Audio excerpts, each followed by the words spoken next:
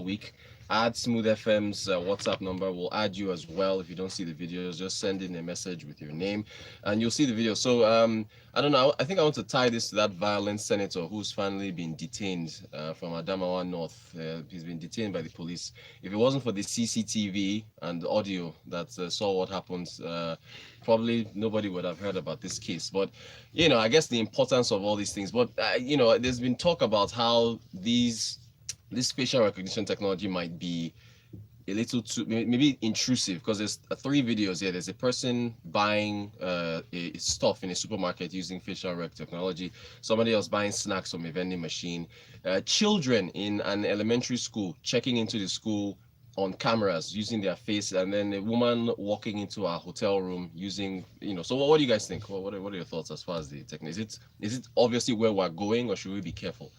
I mean, I think that it's a useful technology, right? When it comes to just identifying people, just means of identification basically, and just ensuring social compliance, because you know that you can be recognized by just moving past someone, right? So I think it's a useful technology.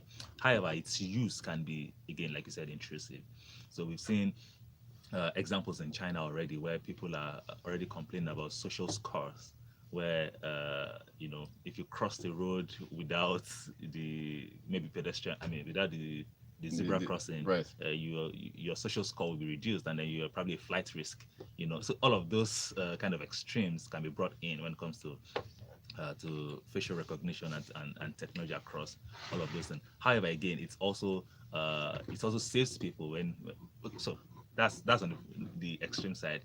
Other extreme side, I've seen I've seen complaints in the US, for instance, where they've complained around the fact that facial technology is more accurate when it comes to white male people. Okay. Rather than the people of color and other racial Categories. Exactly, categories. Yeah. You have to be careful. These days, I don't understand. Just so annoying. Anyways, so basically, people have been complaining about the fact that all of these things, it can be inaccurate, especially when it comes to other racial categories, and then people can be mistaken. Like, okay, you just see someone's face and you assume that it's the person that committed a crime, and then the person is detained because some technology claims that it's the same person, and then eventually, all of those extremes show up. However, I think that it's still going to be useful further down our lives, and then we'll see how we interact with it. Taiwo, you agree? What do you think? Thank you for that. I agree. It has its uses, but I think it also has to be limited. We don't want to live in a society. When you talk about the social scoring and stuff, like that takes you back to Black Mirror, an episode in there where everything was about social scoring and so on and so forth. But ultimately, we need to understand that we're first of all human beings, and there's certain parts of our socialization, our social lives, or humanity that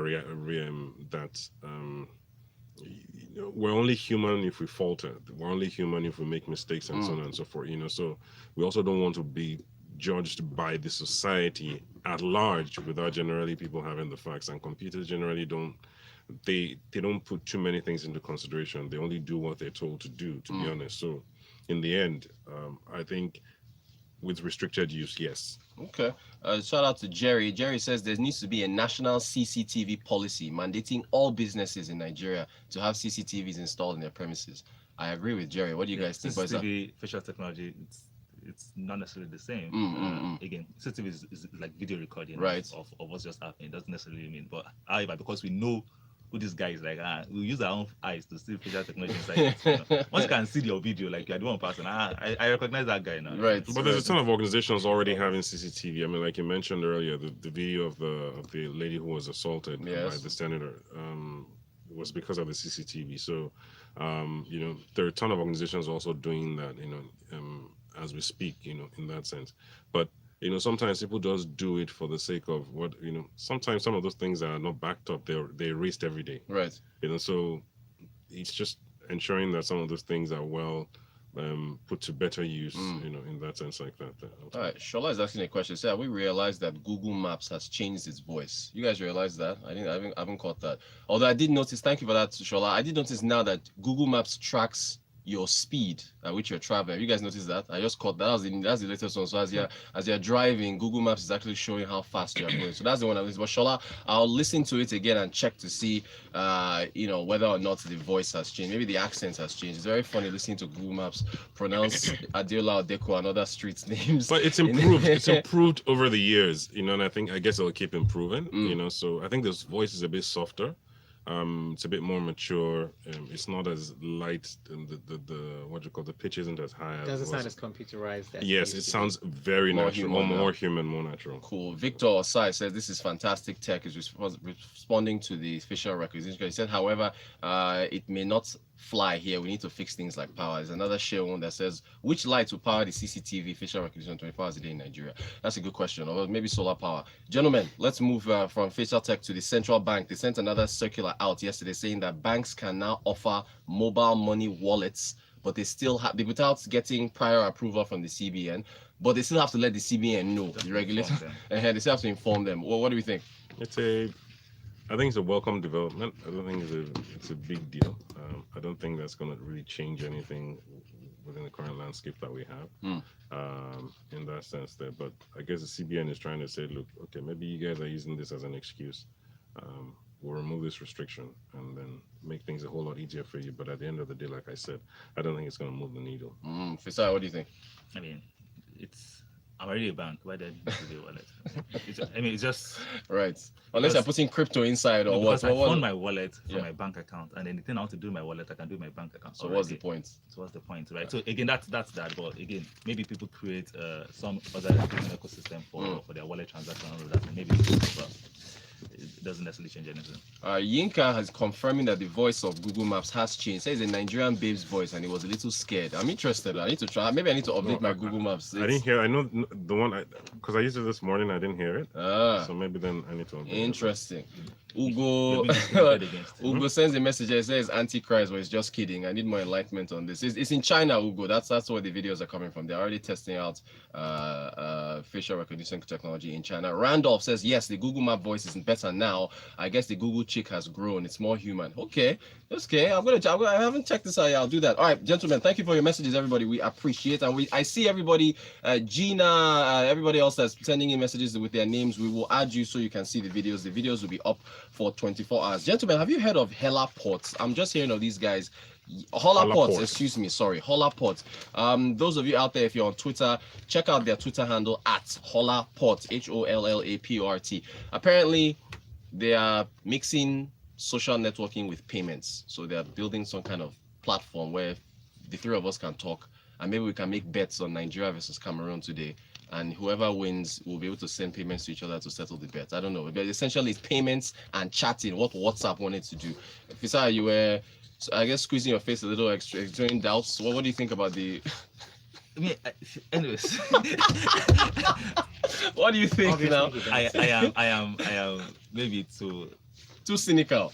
I think I'm pessimistic about some of these chat apps and new technology for things. We've seen how these things work, right? Again, when it comes to technology, I've been here for some time, maybe not for the longest time. We've seen back in the days, everybody wants to do payments, right? So simple pay, every pay, this pay, that pay, everybody wants to do. But we've seen who the winners will be 5 years down the line, right? So when it comes to chat, I think the boat has sailed. Right. That's my sincere opinion. I think the boat has sailed.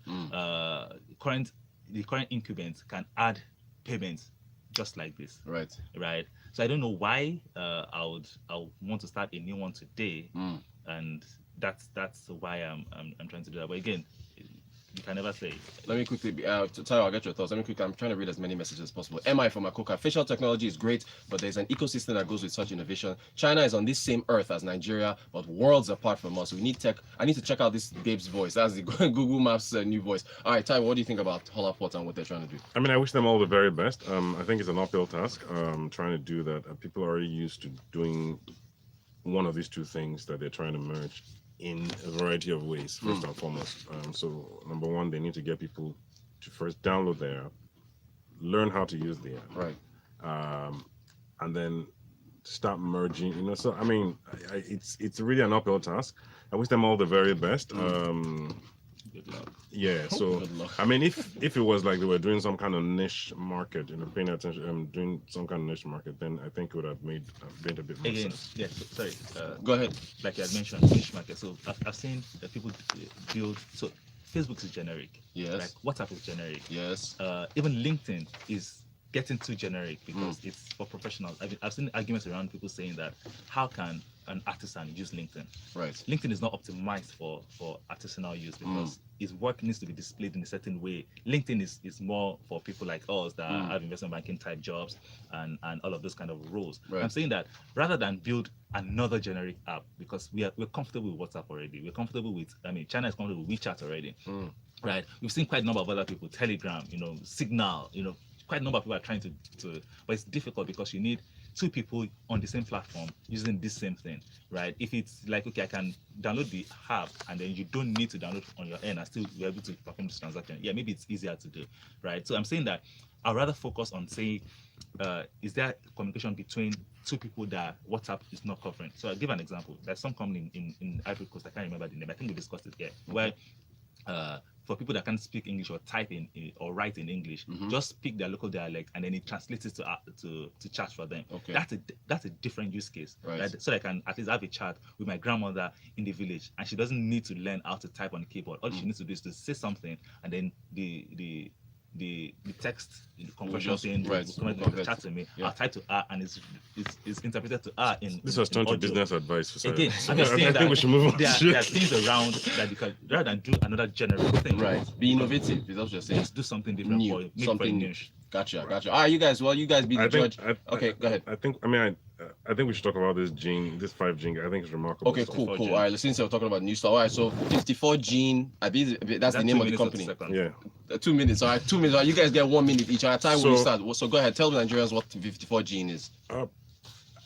So they're a biobank. They're trying to store DNA.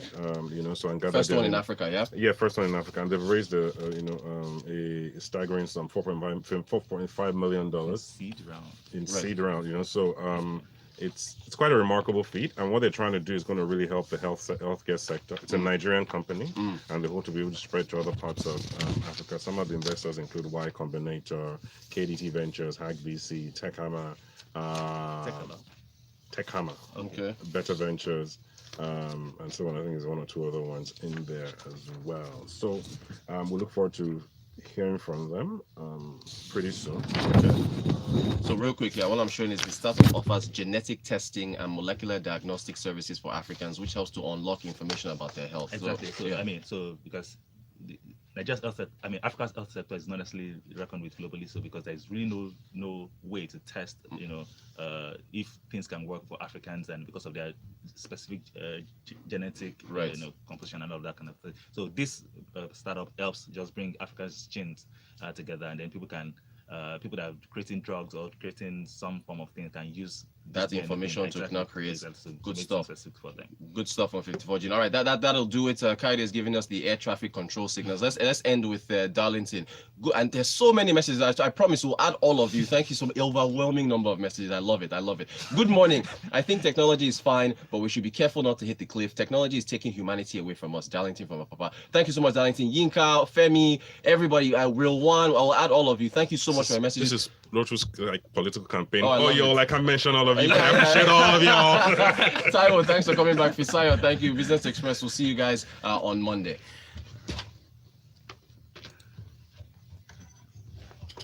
Messi, we've been praising you. We've been doing